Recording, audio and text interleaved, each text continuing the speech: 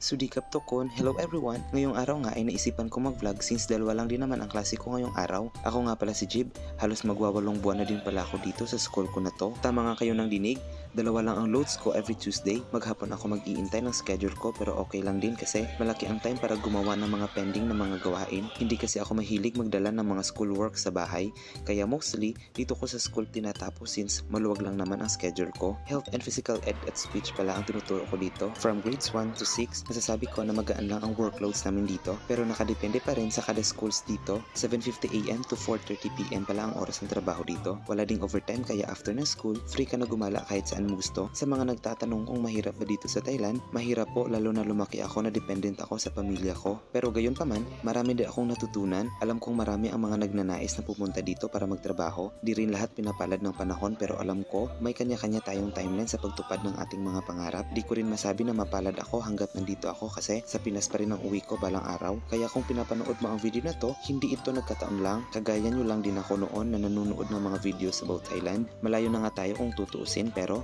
mas malayo pa ang mapupuntahan natin. Pero ayun na nga, masasabi ko rin na maganda ang school na napasukan ko dahil kompleto lahat sa gamit. Ultimo magtuturo ka na lang, hindi din stress ang mga teachers dito, char. Pero sabihin na natin na walang perfectong school at admin. Ang mahalaga, nag-grow ka personally. Halos lahat din ata ng mga schools dito ay may mga Filipinong guro. Yung iba dito na rin nakabuklod ng pamilya.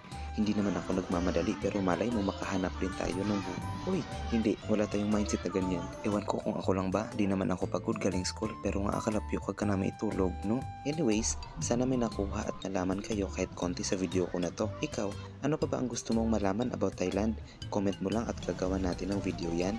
O siya, hanggang dito na lang muna. Salamat sa panonood. Bye!